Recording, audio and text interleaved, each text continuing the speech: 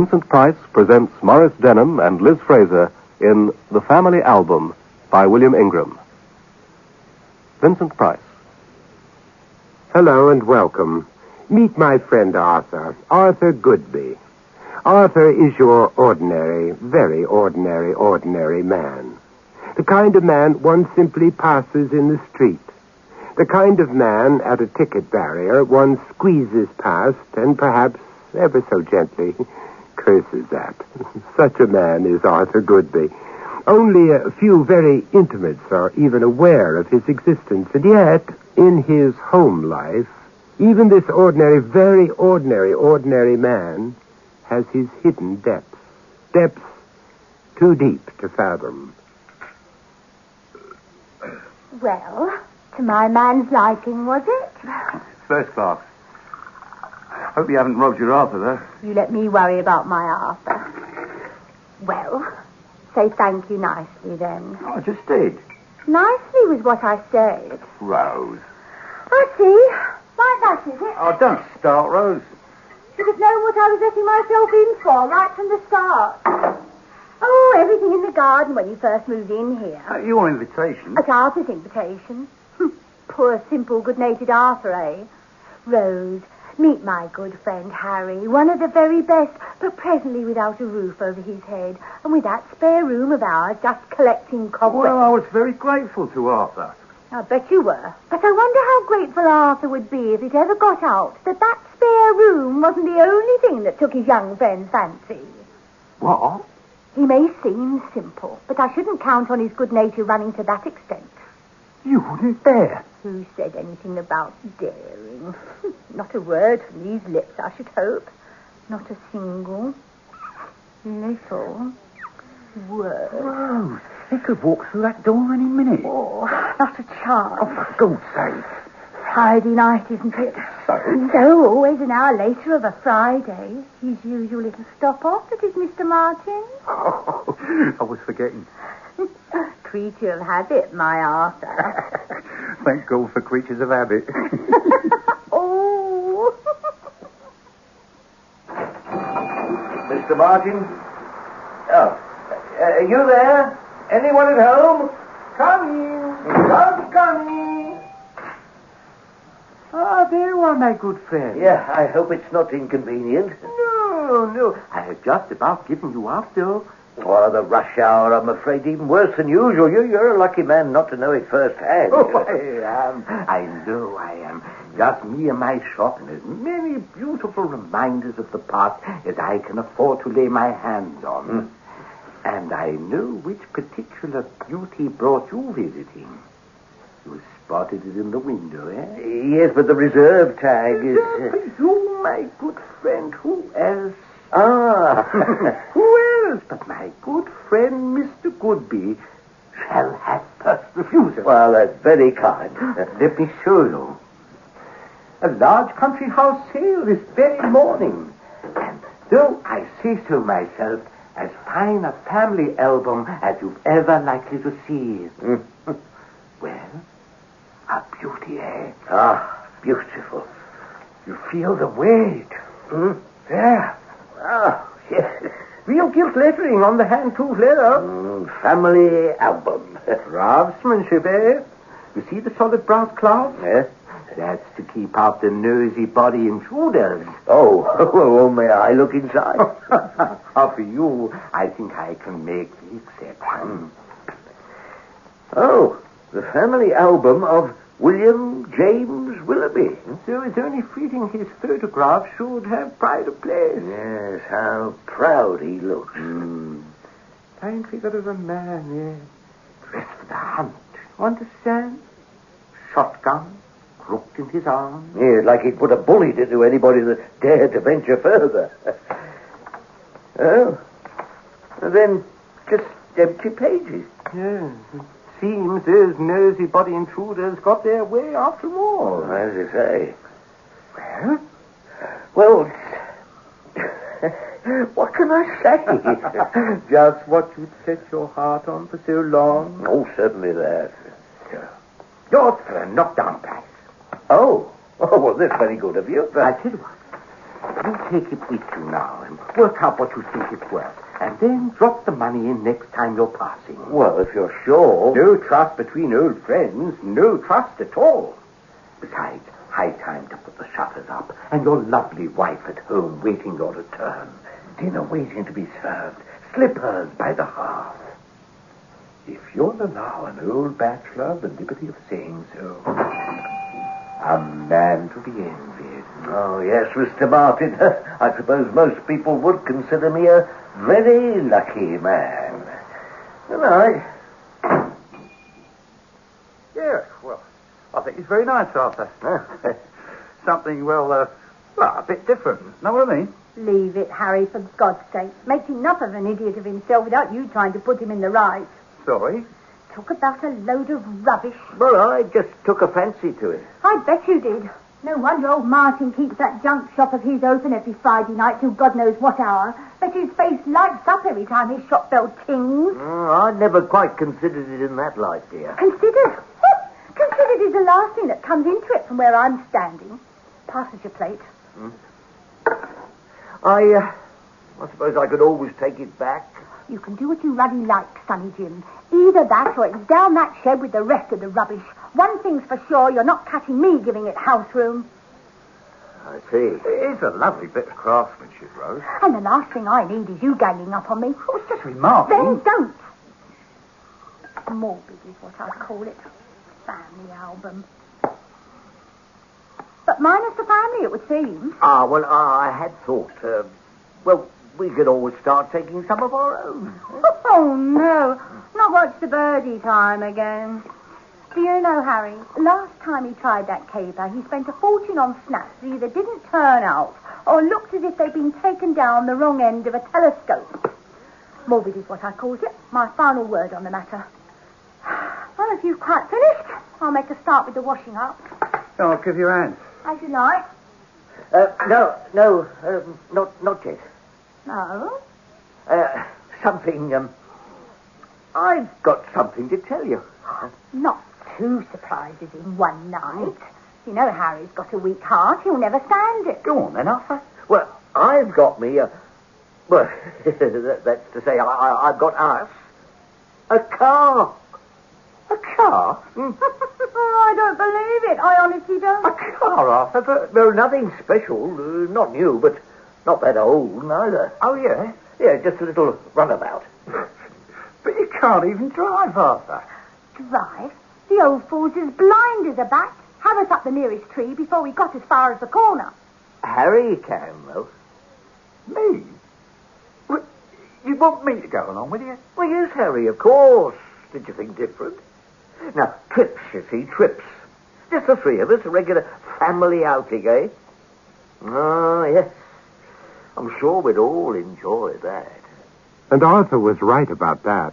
Though they must have appeared a somewhat odd threesome.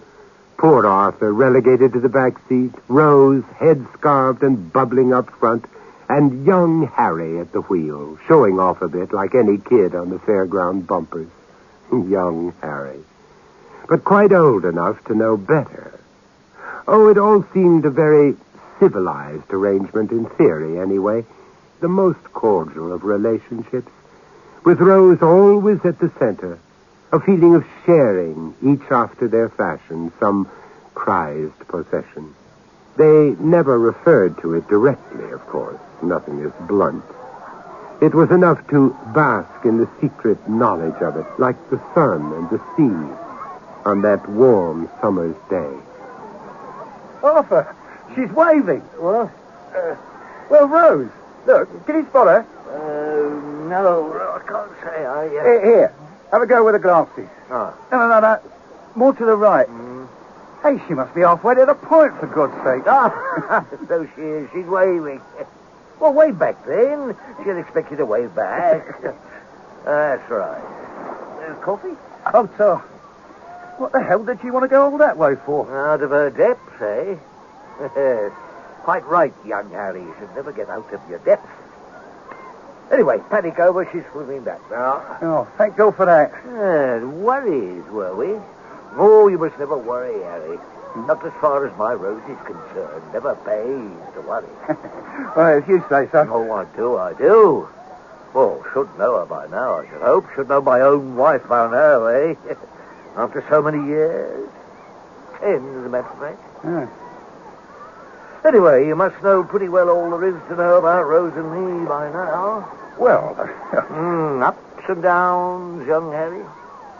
A difference in age. Bound to happen, wouldn't you say? well, if you say so. Oh, I do. You take my word for it. Still, knew what I was letting myself in for when I popped the question. Oh, she took a bit of persuading, I can tell you.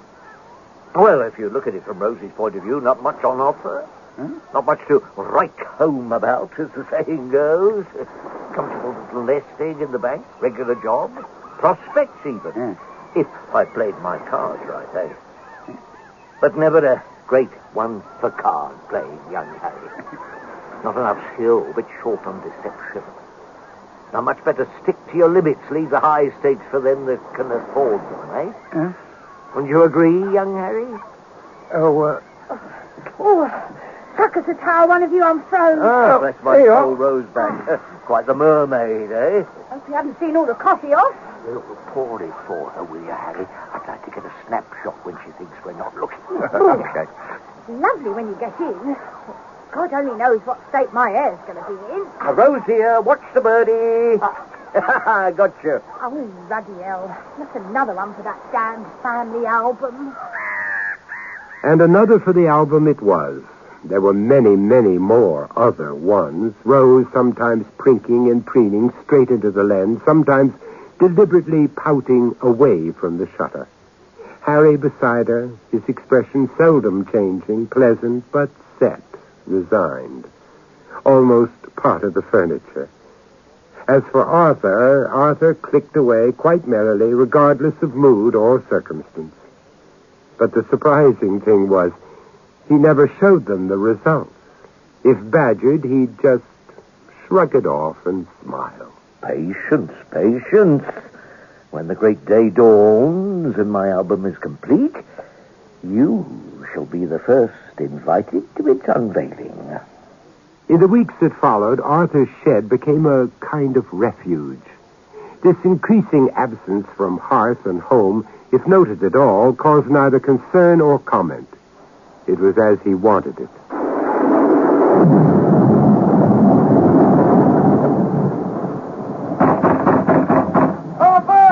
Arthur, you in there? Is Rose with you? Oh, no, she's up at the house. Raising out about our supper's getting cold. Arthur? No, just a minute. I'll let you in.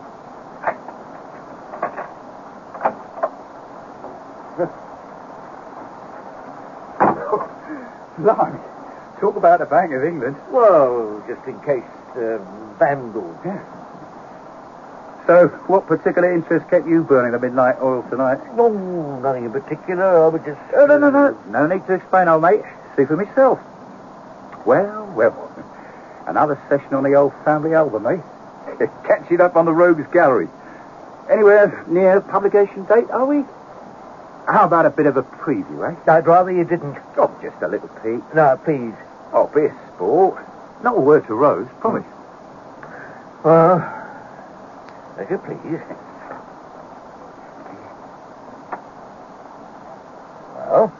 Well, indeed. Yeah, I did warn you they won't. See, you're still letting Squire, William, James, Willoughby keep his pride of place at the front. It is his album. Was?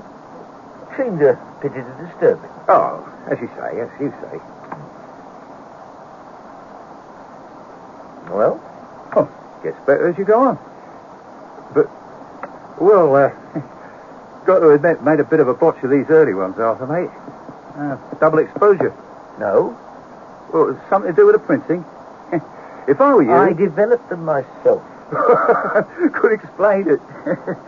No offense. Look closer. Touch it.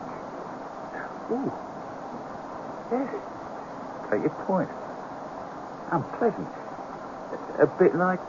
Fungus? Yeah, fungus. But only on these early ones, eh? So far. You, keep me up here. On this shelf, do you?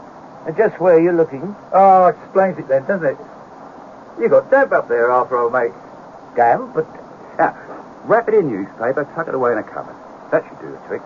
you really think so? Sure so. Harry! Arthur! Where the devil have you both got to? Just coming! Oh, Harry, Huh? no need to let Rose in on all of this. It's still supposed to come as a nice surprise. Mum's the word, old mate. Mum is the word. Thank you. The last little outing they ever took was a visit to a bird sanctuary. As a matter of fact, it was Arthur's idea, though it seemed an obvious choice. Besides, the seclusion of the place was bound to have its advantages. Daffy old Arthur could plod off with his government surplus binoculars to spy on his feathered friends, leaving her with Harry and more personal intimacies. It preoccupied them. In fact, it wasn't until early evening they began to think something might be up. Well, Your Honour, we called and called for him, but no joy. Joy? Results, Your Honour. This is a coroner's inquiry, Mr. Blake, not a court of law. Your Honour? Sir will suffice. Oh, yes, sir. So then what did you do? Well, we thought Arthur, Mr. Goodby, might be playing a lark on us at first. A lark? Well, just at first. And then we went looking, didn't we? Though God knows, heaven knows, what chance we thought we had. I mean, all that undergrowth, reeds, not to mention the lake. You could find no trace, then? No, sir. No sight, no sound out of the ordinary? Nothing at all. Except for For what? gunshots. One right after the other. A double-barrel shotgun. Are you sure of that? Not sure. Far from it. It's just the way it sounded. But as Rose, Mrs. Goodby said, not very likely. Oh? Well, it's not the kind of thing you'd expect to hear in a bird sanctuary, is it? Not the kind of thing at all. Please continue. Nothing else. By then it was nearly dark. There's nothing more we could do on our own. So we got to the nearest telephone and called the police. You may return to your seat. Your Honour. Therefore, having given due and careful consideration to the evidence concerning the sudden, unexplained disappearance of the said Arthur William Goodby, and in view of the fact that no remains had ever been recovered, or evidence to suggest intent or willful act of malice, I shall herewith return an open verdict, but not totally dismissing the inherent possibility of death by misadventure. This coroner's court is adjourned. Poor, tragic Rose. But, dear listener, I'm sure you can well imagine the scene. The most wonderful of husbands in the whole wide world. Yes, Rose. Nothing I wouldn't have done for my Arthur. You know that. Of course, Rose. He'll have left me the lot, of course, you'll see. Nothing but the very best for my Rose. Number of times I've heard him say that. And now that he's gone, stands to reason. Well, great expectations time. Eh, Harry, love? Great expectations. But the mutual expectations proved short-lived. Rose was right about copying the lot, of course, but she certainly hadn't bargained on a recent hefty mortgage Arthur had saddled her with. His bank account also seemed to indicate dear deceased Arthur had treated himself to something of a spree in his latter years. The ruddy, two-timing. Oh, really been doing himself proud, hasn't he? Know what? He probably had some fancy woman shut away under my very nose. Arthur, come off it, love. How the hell would we know? Explain why he was always back late every Friday, wouldn't it? Splashing out on some damn tart while dear darling Rose held the fort. And found whatever poor bit of consolation she could. What? Nothing. Nothing that matters. But it did. Amazing how Rose's change of circumstances affected Harry. His little treats, the odd prese, became fewer and fewer. It eventually got so bad, she even suggested he get himself a job and help out with the housekeeping. The writing certainly seemed on the wall. What Arthur had spent the loot on continued to puzzle him, though. The secret affair Rose credited him with? Pie in the sky. There'd been no sudden change in lifestyle, so where the hell? Then it dawned on him. The shed. The stuff in the shed. They'd seen bits and pieces, but for all anybody knew, they could be sitting on a fortune. But why they? It didn't take Harry long to drop the plural notion of things. Well, he'd earned it, hadn't he? Had it coming to him, didn't he? His chance came a couple of nights later. The night of the storm. Such a storm. There'd been nothing like it since the night he'd barged in on Arthur in the garden shed. It was the memory of that night that took Harry to the living room window now. And as he peered through into the night, he saw it. A light on, down there, in the shed, slanting through the dirty panes onto the lawn. And even at this distance, Harry could see the door was ajar, almost invitingly ajar. It could be he'd underestimated Rose. Perhaps she had come to the same conclusion as he had, was down there now, taking stock, making plans, about to leave him high and dry.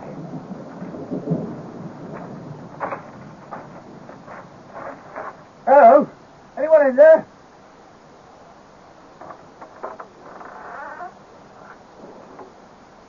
Rose? You back? Rose? Is that you in there?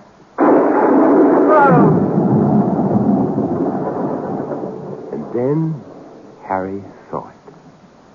Sat under the swinging lamp, in the very center of Arthur's work table, the family album. It drew Harry to it like a magnet.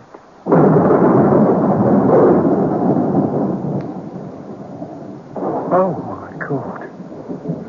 My dear, dear God. Open at the first page, and the eyes of the original owner, long dead but caught forever, staring out at him. The eyes of the dead, straight from the grave, staring out at him from a slime of maggot-ridden putrescence.